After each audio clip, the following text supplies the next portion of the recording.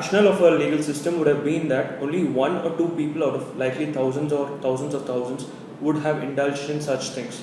And for them, for those one or two, a court case, a jail, or a punishment made sense.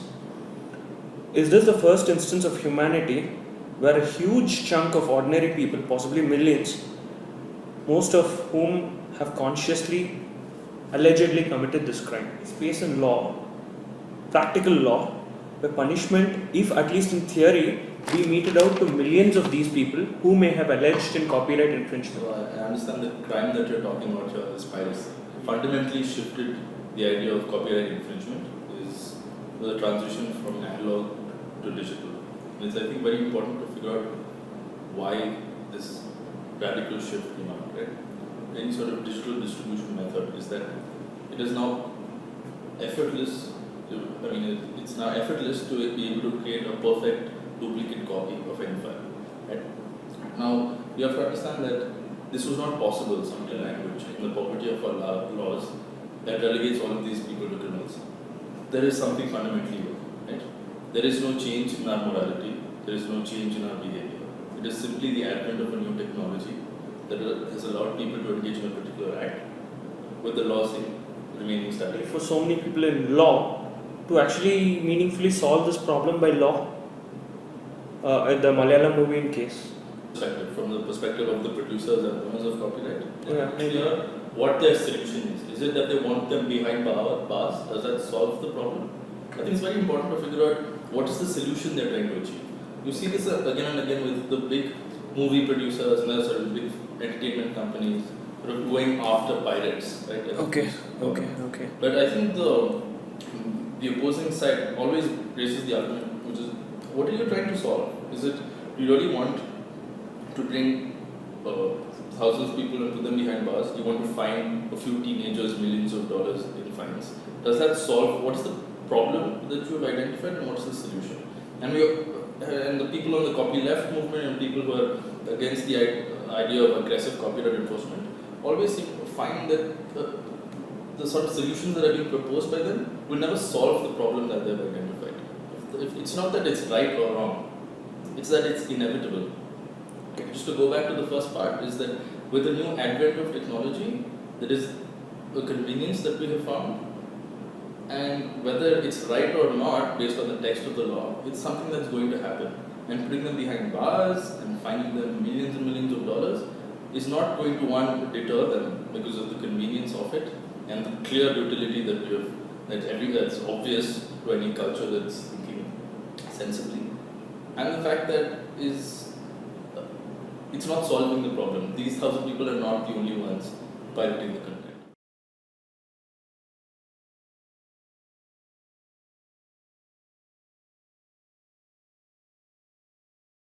So very recently, you know that the FIFA World Cup happened, and you know now we live in a world of globalization. We are beyond the small village where each of us grew up. At least when I grew up, or my environment may have been restricted to a small village where whatever was available in that village may have happened within that village, and I couldn't get access to beyond that.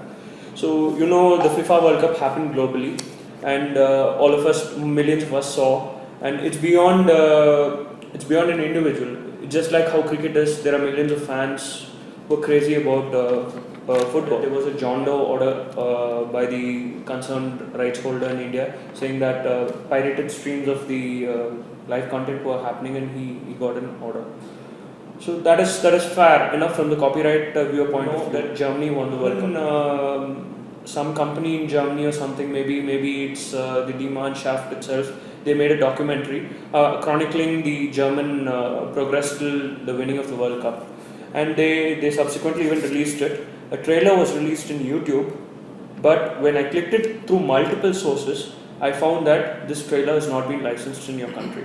Now, from a perspective of a fan, see the question is, if I'm being allowed to watch the World Cup, then I also want to watch. See, YouTube is a legitimate site, the trailer is a legitimate one, and I'm watching it legally.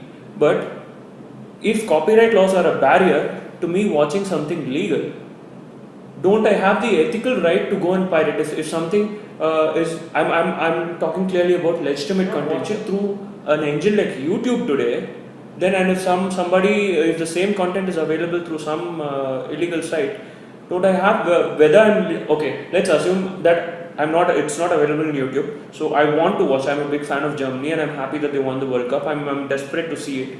Okay, now it's available in some illegal site. Now I go and watch it.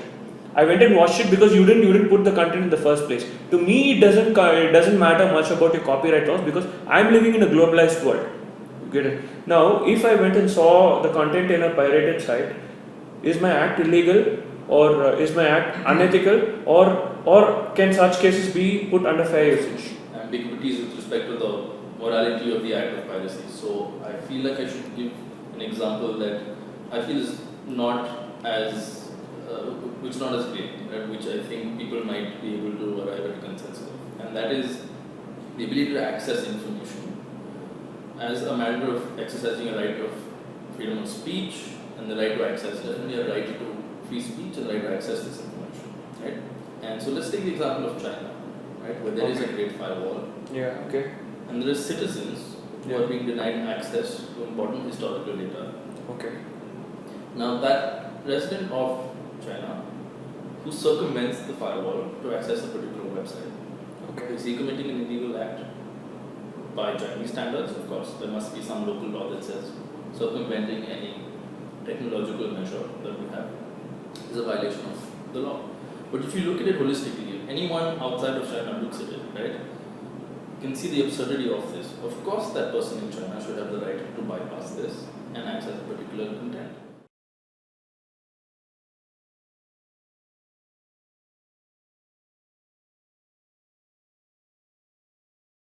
Today, now the audio industry's come out to a model wherein they have two models. One is the iTunes model, which actually gives them more money on a per movie basis, and the second is the piracy beta. Eat as much as you want for 100 rupees. Listen and stream as much as you want for free over the internet legally, and you just pay about 100 rupees, which is mean quite affordable for the amount of songs that they give. The bells and whistles are all a lot more better. Probably piracy cannot compete on them, and the experience is also good. But one thing I actually find here is the issue here is that in a traditional top-down approach, here what is actually happening is the user does not have the choice of content.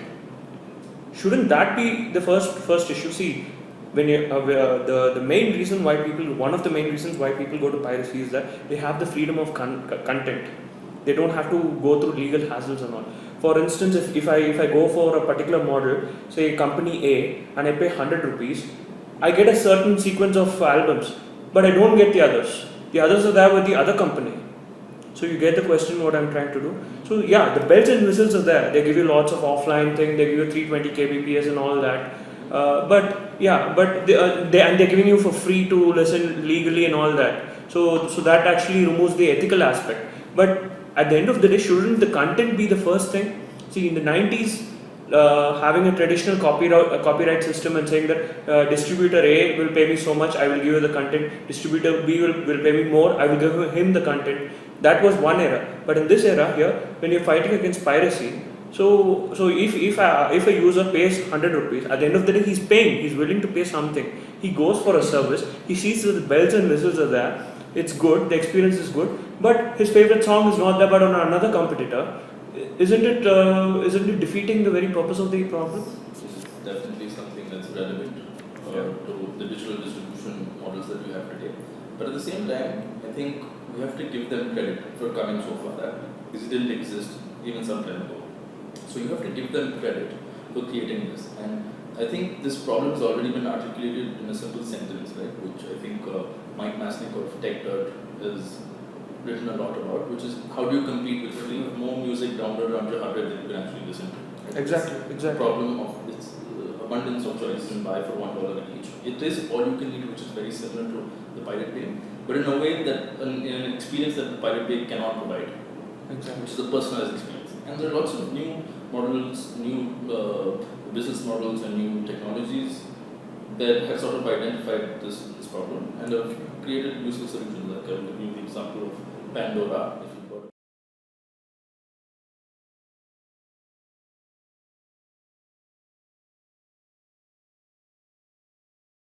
Job of a movie producer or his motive is not to stop piracy, but rather recover the right money from everyone who uses content. Legitimate users pay for this, but people who watch pirated media do not. To a certain extent, in developed countries, copyright trolling as an anti-piracy tool can be used to recover money, especially in pornography cases. In such a scenario, is this possible in an Indian context, in an Indian IP law context, or Indian cultural context, or how it comes, how we think and how they think, not just in IP, but even in culturally or the way we respond. There are lots of ways, but I put the basic idea through to you. It need not be for pornography, but I think copyright trolling can best work for a case like pornography. I've actually not seen too many instances of copyright trolling. It's just that I'm not aware of this. I'm sure. Yeah, I've read about this in Spicy IP as well. Yes, yes. Which is simply is a tool of intimidation. It's a strategy that's used to basically extract money out of people. And I think President Obama himself in the US has come out strongly against patent trolling. They're contemplating legislation and policy. So I don't think it's particularly relevant in the Indian context and the aspect of trolling. I mean, this really explains the problem with how our IP systems are designed, doesn't it? It's a limited monopoly granted to someone and it can be abused, right? And that's the problem. If there's no balance, it's completely in favor or more likely to be in favor of the owner. You're putting the people, and that's a majority of people, at a disadvantage.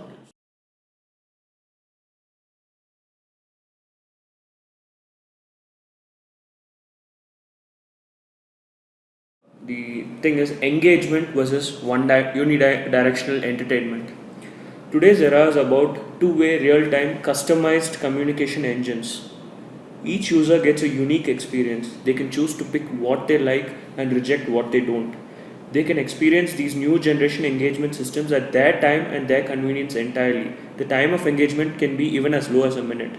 But cinema, although its technology has evolved digitally, still has its traditional basic model in place. It still does not offer a customized experience to an individual and requires a dedicated time slot of 2 to 3 hours. Without counting the time spent to and fro to the theatre wading through hours of city traffic. Not be any short-term threats to cinema as a whole. Could ignoring this viewpoint be harmful in the long term, when already famous social media platforms like Facebook may implement reality within virtuality engines like Oculus Rift and the recent hack that happened at Sony? Okay, this I'm quoting from the Wall Street Journal, and I'm just quoting a small paragraph. Blaming the victim is not the point. In the cyber war that's coming, firewalls and antivirus software won't be sufficient. Companies need business models that are robust against cyber attack. Excel files containing SAR. So the key point is, in this quote is, companies need business models that are robust against cyber attack. Cinema models, I'm talking about the mainstream models, not the YouTube ones that give you 5 minutes, 10 minutes user choice, where you can push forward something that you don't like. But I'm talking about a unidirectional system like a theater. Even we were talking about this ad. In the 90s, we all saw movies on TV. We didn't have much of a choice but to go through the ads. Today, most of us just hit the skip ad button on YouTube. It's an era of user choice. So, in such a situation, cinema can cinema still in the short term? Maybe you don't have this problem. The problem is users are limited on time. Now, why I say time is, if I have to choose between two movies, in the analog era, I may have opted for some Tamil movie. Today I'm exposed to a lot of international cinema. So suddenly if I have 3 hours and Interstellar is coming in the way, and I have a Tamil movie which I may want to see, I may opt for Interstellar. So the time factor has to come. That is one thing. 3 hours to allocate at a stretch is itself a difficult issue in today's strenuous times, especially for those who own ways of using WhatsApp. Facebook, millions of people will have their own ways of. It's essentially coming down to user customization, a personalized experience, as you said. But cinema, I think, still doesn't work that way. Maybe you come DTS, 5.1, Dolby, all that, yeah, HD, all that is fine. But still, the question of the customized experience, 3 hours dedication. I mean, someone may like songs, I don't like songs, but I still have to bear with it. So all of these things, and they want you to come to theaters. So, what does this mean for cinema in the long term? Yeah, cinema will survive, but maybe 10-20 years down the time. First, the traditional form of cinema can exist with newer mediums and newer formats for entertainment and audiovisual works. Okay. Right? Yeah. I think that's a good point to start to answer your question, which is just the film, the interview, right? Yeah. I think what you would have read in some of these reports is that YouTube at some point, Google rather, is contemplating distributing this. right? Exactly. Yeah. So now you see a situation where the same film could have been distributed in cinemas and theaters, which was refused, but now it was possible to view them online, and that exactly is already sort of answers your question, right? It's not so much that the format of the film itself will change; it's just it's a question of availability, distribution, and how it is made available, right? So a lot of people who would have been deprived of the opportunity to watch the interview because it wasn't released in theaters now have the option to sit on their chair and click on a button and watch it from the comfort of their experience. Actually, just backtrack. When I was talking about either or, the fact that it doesn't have to be either, what I meant is that they can exist traditional 3-hour films, but you'll also notice there are new formats, right? So what you noticed recently is what's called binge watching of television shows. I think television shows are now sort of catching up to cinema as a form of public consumption. Cinema or TV are still unidirectional. So when you said that you can engage with the director in a forum, yes, that is possible through Twitter or something. That might be a strong possibility. And but my question is already you said that there are a lot of competition and even very recently this All India Bakchor and the Cutiappa guy are doing very well in YouTube. But what I see and feel is that in Facebook, I'm in Facebook. If I'm playing a game, I'm inside a game. Each time I play a game, it gives me a very unique experience. If I'm in WhatsApp, it's entirely at my convenience. It's almost like I'm inside WhatsApp. But in a cinema, what actually happens is, all said and done, no matter what happens is, the director feeds what he thinks is right, which may not necessarily, which is extremely difficult to customize for 300 people. But these new forms of engagement mediums, Facebook can work independently for 300 people to suit their needs. It can understand them better. It can okay, this guy does not like this. This guy does not like songs. I'm just using the word songs here. Okay, I won't display him songs. This guy does not like fights. Okay, so this guy likes pop music. I'll give him more of pop music. It can still be a 3-hour film with movies and songs, right? Okay. The point of it is, what you seem to be suggesting is that only people who are interested in films with songs, 3-hour films with songs, should be shown that content. Right? And if you're not interested in it, ideally you should be shown things that are more interesting to you, right? But it's not either or, right? There are people right now in this world who like 3-hour films with songs in them. Yeah, exactly. Right? Which is why it makes no sense to get rid of them, right? Yeah. They can both coexist. They are not mutually exclusive. Okay. The point of it is not so much what content should or should not exist. It's what content should be shown to you, right? Exactly. And this is the whole idea of the difference between the traditional broadcasting mediums and the new Two-way communication mediums. and the internet, right? Yeah.